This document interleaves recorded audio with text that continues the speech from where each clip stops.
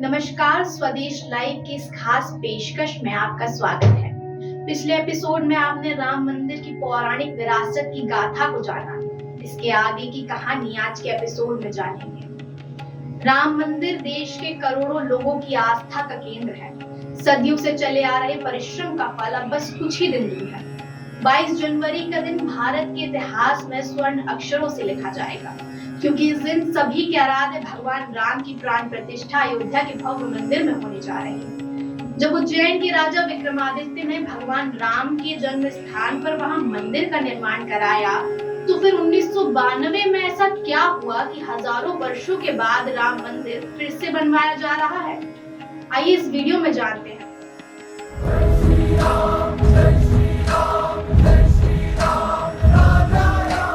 1526 में हिंदू विरोधी बाबर के कदम भारत में पड़े, जिसके 2 साल बाद बाबर ने अपने सेनापति मीर बाकी को राम मंदिर नष्ट करने का आदेश दिया। मीर बाकी ने आदेश का पालन करते हुए राजा विक्रमादित्य द्वारा बनाया गया मंदिर नष्ट कर दिया और मंदिर की जगह पर मस्जिद का निर्माण कराया। गौर करने वाली बात यह है कि मस्जिद का निर्माण कराने के लिए मंदिर के काले कसौटी के पत्थरों को चुना गया, जिसमें देवी देवताओं की आकृति बनी हुई है। इस मस्जिद को बाबरी मस्जिद के नाम से जाना जाता है। भीटी के राजा मेहताब सिंह को ये पता चला कि मंदिर नष्ट हो गया है, तो उन्होंने ठान लिया कि वो मीर बाकी से युद्ध कर वापस मंदिर का निर्माण कराएंगे। लेकिन नियति को कुछ और ही मंजूर था। राजा ने मीर बाकी के खिलाफ युद्ध तो लड़ा, लेकिन युद्ध में वो वीर गति को प्राप्त हुए। जिसके बाद हंसवर के राजा रणविजय ने भी मीर बाकी के खिलाफ जंग का ऐलान कर दिया, लेकिन मंदिर के लिए लड़ते हुए उन्होंने भी अपने प्राण त्याग दिए। उनका ये बलिदान व्यर्थ ना जाए, इसलिए उनकी पत्नी ने स्वामी महेश्वरानंद और पंडित देवी दीन के साथ मिलकर दशकों तक राम जन्मभूमि के लिए ये लड़ाई लड़ी और धीरे धीरे मीर बाकी की सेना को ध्वस्त करना शुरू कर दिया। लेकिन अंत में सभी वीर गति को प्राप्त हुए।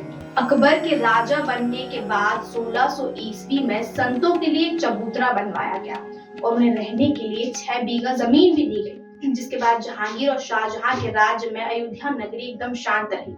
लेकिन ये शांति तूफान से पहले की शांति थी। ये तूफान और कोई नहीं बल्कि औरंगजेब था। उसने अपने सेनापति फिदाई खान को अवध का गवर्नर बनाकर आदेश दिया कि अवध के सभी मंदिरों को नष्ट कर दिया जाए, और ऐसा ही हुआ।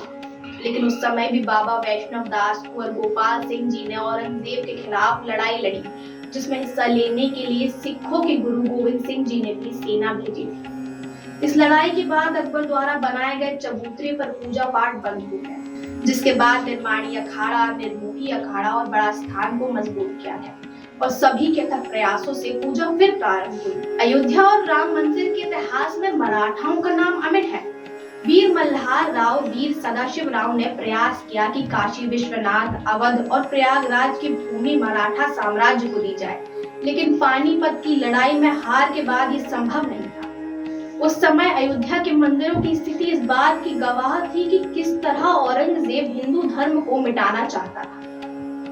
सन 1784 में मध्य प्रदेश की रानी अहिल्याबाई होलकर अवध पहुंची, जहां उन्होंने त्रेता युग के राम मंदिर के साथ सरयू तट का जीर्णोद्धार कराया।